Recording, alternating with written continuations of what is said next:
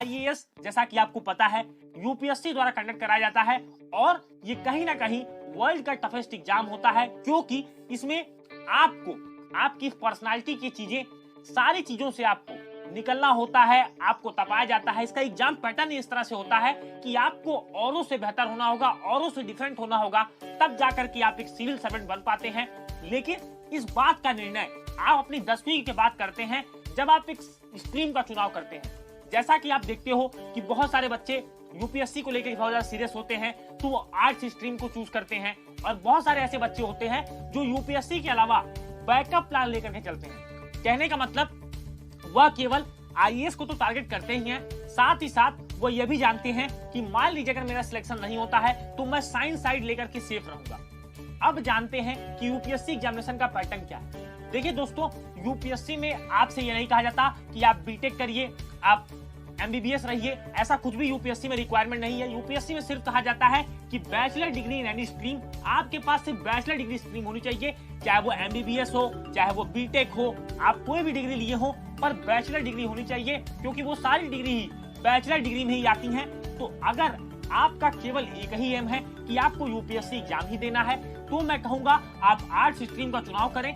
लेकिन अगर आप साथ ही साथ इसके अलावा इंजीनियरिंग, मेडिकल, अदर एग्जाम्स को भी टारगेट करते हैं, तो आप कहीं ना कहीं साइंस स्ट्रीम को ले सकते हैं। लेकिन दोस्तों, इसके लिए आपको चुनाव करने से पहले सबसे पहले एग्जामिनेशन का पैटर्न समझना होगा। देखिए, यूपीएससी के एग्जाम में आपको हिस्ट्री, ज्योग्राफी, इंटरनेशनल रिलेशंस, ये सारी चीजें आपको पढ़नी होती हैं। कहने का मतलब सब्जेक्ट्स आपके आर्ट साइड के ही होते हैं, बहुत ज्यादा साइंस का रोल नहीं होता। एक पेपर होता है साइंस एंड टेक्नोलॉजी का, जो जर्नल पेपर होता है, एक आर्ट स्टूडेंट भी उसको निकाल सकता है। कहीं ना कहीं वो 10th बेस्ड पेपर होता है, उसमें इतने ही सवाल आते हैं, इतना ही लेवल उसका होता है कि आपसे वो 10th बेस्ड क्वेश्चंस पूछते हैं। वो यह मान के चलते हैं कि आपको साइंस का एक जनरल नॉलेज है, आप बेसिक नॉलेज आपको साइंस का है, तो वो पेपर इसलिए होता है। कहीं ना कहीं साइंस के सब्जेक्ट का बहुत ज्यादा रोल नहीं रह जाता, कॉमर्स के सब्जेक्ट का बहुत ज्यादा रोल नहीं रह जाता। आपको इकोनॉमिक्स, हिस्ट्री, पॉलिटी, ज्योग्राफी, ये सारे सब्जेक्ट्स जो आप आर्ट्स स्ट्रीम में पढ़ते हो, वही सारे सब्जेक्ट्स आपको यूपीएससी में पढ़ने होते हैं। उन्हीं का आपको प्रीलिम्स और उन्हीं को आपको मेंस में लेना होता है।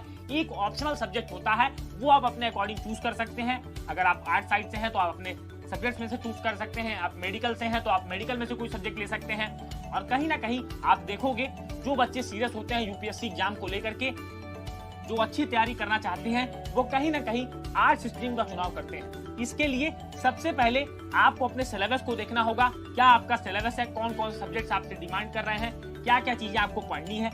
इस वजह से आपको चुनाव करना है, क्योंकि आप जब पहला स्टेप लेते हो अपनी तैयारी की तरफ, वो 10वीं में सब्जेक्ट का चुनाव करके ही लेते हो। साथ ही साथ आपको अपने करंट अफेयर को मास्टर करना होगा।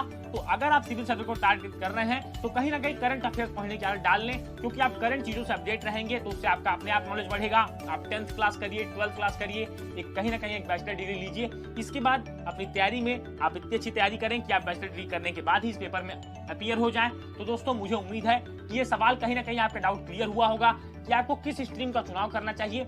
अगर मैं आपका केवल एक ही एम है तो आप आर्ट्स का चुनाव करें। अगर आप चाहते हैं कि एक बैकअप प्लान लेकर के मैं चलूं, क्योंकि जब आप साइंस साइड लेकर के चलते हो, कॉमर्स लेकर के चलते हो, तो बहुत सारे विकल्प आपके सामने खुले होते हैं। अगर आप यूपीएससी बाय द वे नहीं कर पाते हो, कोई ऐसी दिक्कत आ जाती है जिससे आप यूपीएससी में सिलेक्ट नहीं हो पाते हो, तो आप बहुत सारे स्कोप आपके लिए खुल जाएंगे। लेकिन अगर आपने केवल एक ही एम बना लिया है तो आप जरूर आर्ट्स का चुनाव करें, क्योंकि सब्जेक्ट्स आपको डिटेल में वही पढ़ने हैं जो आर्ट्स स्ट्रीम से जुड़े होते हैं। तो दोस्तों, उम्मीद है इस सवाल का मैंने आपके जवाब दिया है, इस सवाल को मैंने आपके सॉल्व कर दिया है। तो मिलेंगे दोस्तों अपने अगले वीडियो में। इस वीडियो को ज्यादा शेयर कीजिए, और आप क्या बनना चाहते हैं, क्या करना चाहते हैं, कौन सी स्ट्रीम का चुनाव आप करेंगे, कमेंट सेक्शन में जरूर मेंशन करिएगा। मिलेंगे दोस्तों अपने अगले वीडियो में, तब तक के लिए thank you and have a amazing day ahead.